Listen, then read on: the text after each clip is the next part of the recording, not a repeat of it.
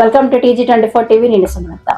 3 సంవత్సరాల క్రితం యాక్సిడెంట్లో తలకు తీవ్ర గాయమై దాదాపు 3 సంవత్సరాలు మంచానికే పరిమితమైన వ్యక్తికి అరుదైన చికిత్స చేసి మళ్లీ నడిచేలా చేశారు కూకట్పల్లిలోని అమోర్ హాస్పిటల్ వైద్యులు.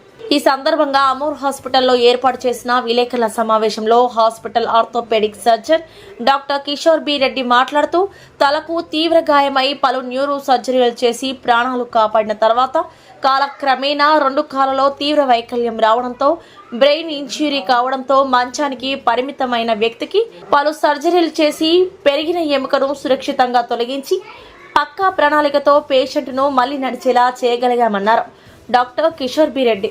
34-year-old అంటే 34 సంవత్సరాల వ్యవసాయదారం చేసుకున్న ఆయన గోదావరి డిస్ట్రిక్ట్ నుంచి. ఆయనకి 3 years ముందర రోడ్ ట్రాఫిక్ యాక్సిడెంట్ అయ్యి హెడ్ ఇంజరీ అయింది. అండ్ అప్పుడే పాపము వెంటిలేటర్ మీద ఉండి చాలా కష్టపడి హెడ్కి కూడా సర్జరీ అయిపోయిన తర్వాత అక్కడే లోకల్ హాస్పిటల్లో వైద్యం చేసుకున్నారు. దాని తర్వాత రికవర్ అయ్యాడు. అంటే ఇన్ టర్మ్స్ ఆఫ్ బతికి బయటకు వచ్చినా కానీ హీ వాజ్ టోటలీ బెడ్ పైనే ఉండిపోయాడు 3 years.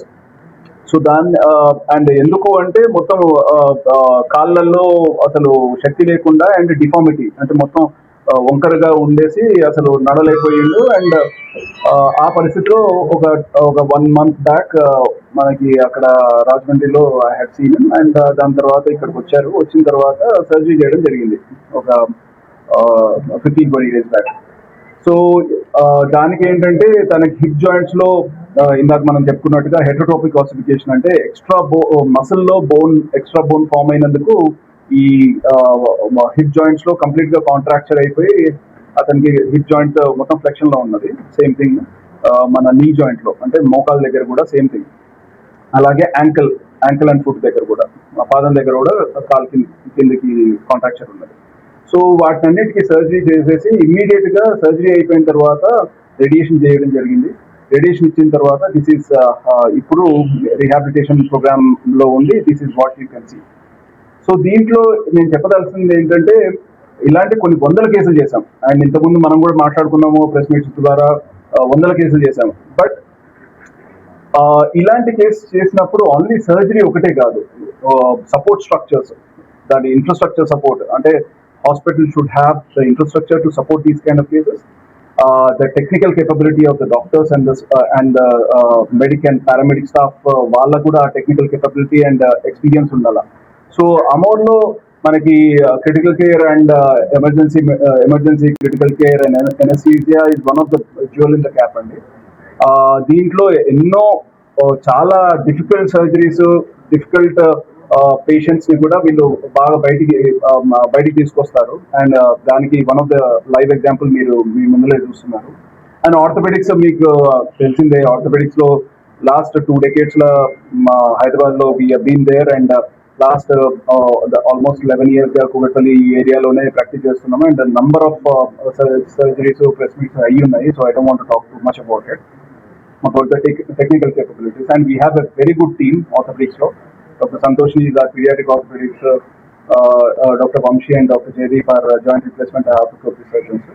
అండ్ దీనికి కాంప్లిమెంట్ చేయడానికి అంటే మనం ఎంత బాగా సర్జరీ చేసినా కానీ దాని రిజల్ట్ ని మనకు ఆన్ గ్రౌండ్ చూపించాలంటే రీహాబిలిటేషన్ ప్రోగ్రామ్ కావాలి. సో అంటే జనరల్ గా ఫిజియోథెరపీ అని లూజ్ గా అంటుంటారు. ఫిజియోథెరపీ ఎలోన్ కాదు, అది a proper rehabilitation programme which is ప్రతి పేషెంట్ కి ఒక సపరేట్ రీహాబిలిటేషన్ ప్రోగ్రామ్ పెట్టాలి అండ్ వాళ్ళకి సూట్ అయ్యేటట్టుగా. అండ్ ఇదేదో ఫ్యాన్సీ మిషన్స్ కాదు, ఏదో రోబో పెట్టాము, అదేదో మిషన్ పెట్టాము, రీహాబ్ చేసేసారు, అదే అని చెప్పి ఈ మధ్య బాగా చూస్తున్నాము న్యూస్ లో. అవి ఇంపార్టెంట్ ఏమో కానీ అది probably 25%, 75% is actually A patient కి ఎప్పుడు చేయాలనేది చాలా ఇంపార్టెంట్.